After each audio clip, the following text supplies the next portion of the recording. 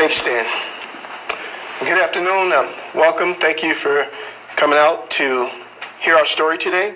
Let me start. I just want to make 2 points, and then I'll pass it on to the mayor. We are, of course, aware of the decision of the Washington County Attorney to charge former Brooklyn Center police officer Kimberly Potter with second-degree manslaughter in the death of Dante Wright last Sunday. Because the former officer Potter is no longer an employee of the city does not have an official position on that issue. Let me say that today we had an inaugural meeting of a very important group. I want to announce the formation of the Brooklyn Center Community Crisis Team, which is about 9 members at this particular point. It's the developing team, representative of businesses, faith, education, nonprofit, and city government. We will meet daily for the next 10 days in order to assure coordination as the city moves forward. This is a new way of us trying to create a path going forward. It's a new opportunity for us to bridge relationships and to share understanding, perspectives, and to gain insights from those outside the walls of city government that can help us shape, again, how we move forward on behalf of the community as well as the city, and do that collectively as one. So we had our inaugural meeting, as I mentioned today, and I appreciate and look forward to that partnership as we try to make the city better and stronger, a place for all residents. There are 3 focuses of that group. Each day we come together, we ask 3 fundamental basic questions. 1, what happened at the protest yesterday? And we try to learn and to try to see what that looked like and how that experience was from the eyes of those around the table. So again, that's no longer the city looking at the protest from the city lens or simply community from the community lens. We're sharing those and gaining insights from each other. So as we ask about what happened yesterday, then we ask the question, how does it form what we will do today? So today we're taking on and trying to do things that are a little bit different than we did yesterday and keeping it safer. For example, we increased communication. Now that we have community coordinating with our officers, we're able to say, well, let's share phone numbers and let's simply talk. When you see something happening, you can communicate with us. When we know something, we can communicate with you. It's a small step, but it's something that would not have happened had we not start coming together and working together as a team. And the final thing is, as we think about what we would do tonight, we're planting the seed of how we move forward. We understand that this will not change overnight. Relationships will not be built overnight. Trust will not be built overnight. But as we come together, as we share, as we understand, and as we work together and create successful practices and opportunities, we will get better in the long haul, and that's where our systemic change will come. So I appreciate that. I appreciate you coming in tonight. With that said, I'll have the mayor come forward to share his thoughts.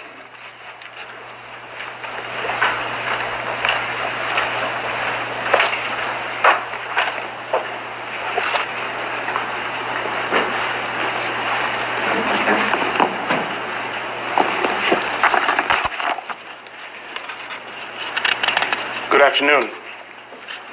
I want to thank the residents of Brooklyn Center and the broader Twin City community and this country for gathering these last few days and for raising your voices in honor of Dante Wright. This has truly been a tragic and difficult week for the people of Brooklyn Center. And my heart is broken for Dante's family and friends. He was taken from us and from them far too soon. I share our community's anger and sadness and shock. And my message to all who are demanding justice for him and for his family is this: your voices have been heard. Now the eyes of the world are watching Brooklyn Center. And I urge you to protest peacefully and without violence.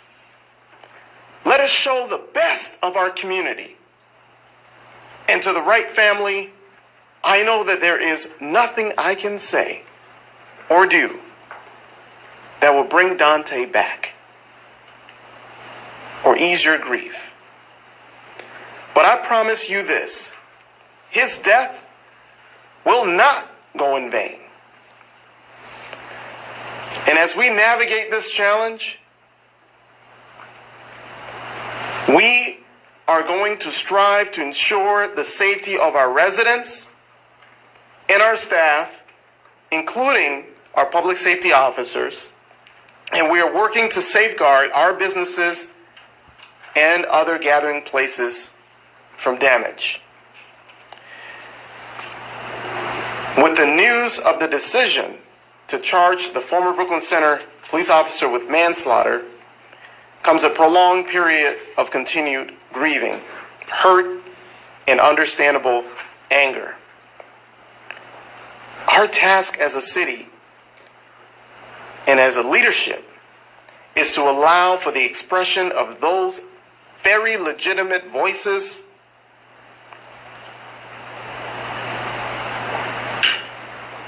and to also create a pathway forward toward healing and renewal of our stability and strength as a community. The foundations of achieving these goals are transparency and accountability. I look forward to working with our City Council and our newly established Community Crisis Management Team and with all of our residents that together with all of our residents to find a way forward. And I ask the community to remain peaceful as we live through this tragic event. And I pledge my support to honor the request for justice for Dante Wright as he and his family remain in our thoughts. I want to reiterate that we have extended the curfew from 10 p.m. to 6 a.m. tonight here in Brooklyn Center. I want to thank you all, and we'll stand for questions. Will the former officer get her pension and any retirement benefits that she's accrued over 26 years?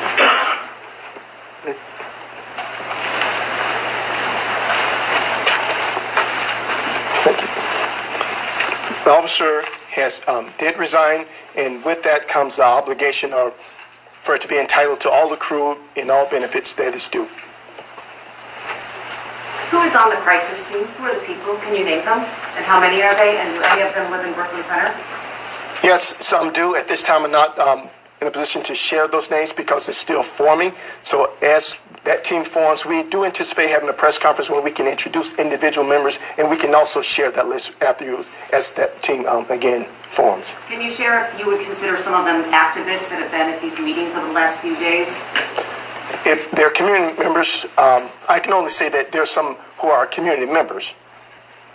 Who's in charge of the Brooklyn Center Police Department right now? Who's making the decisions for the department? And also, who's in charge of the police force that is controlling protesters? Can you break that down for the public so they know who's in charge? I can answer that. Sure. All right. The Brooklyn Center Police Department reports to the mayor's office, and so I am in charge of the police department. And to your question about who's leading the active operation at this, well, last night's operation was led by the sheriff's office, and he led a combined force from of regional partners in responding to this crisis. Why was that group so big and outnumber protesters at a certain point? Well, that again, so the operation itself was led by the sheriff's office. That's an important question to ask the Hennepin County Sheriff. Chris, right over here, we've seen unrest. We've also seen calls for peaceful protests in the past, and we've heard that community members have been reached out to so they can share that message as well. How is this different, and how do we expect this to work? I'm sorry, can you repeat your question so I can understand it and answer it well? With the new community response crisis team, How is this different, and how is the message to demonstrators going to be heard so that these protests stay peaceful? Well, you know, it's our goal to make sure that people continue to be heard. The community crisis team that's been assembled is one way of making sure that the grievances that people are putting forward are, you know, channeled in a way that we can hear and address those grievances. And, I mean, I don't know, Dr. Edwards, did you have more to add to that? I can only say that we are formulating those strategies. So again, as I mentioned today, just today as it relates to improving our communication, that will hopefully deliver greater safety and better coordination than it did yesterday. As we meet tomorrow, we will have additional strategies. Again, we're meeting for the next 10 days every day. So it's our job, and what we're tasked with is to come up with those ideas and those strategies. So I'm not sure what all strategies have been done in other parts of the country and other places of civil unrest, but we are endeavored to try to be as innovative and creative as we can to create those opportunities for safe and peaceful demonstration here in Brooklyn Center. Is the city of Brooklyn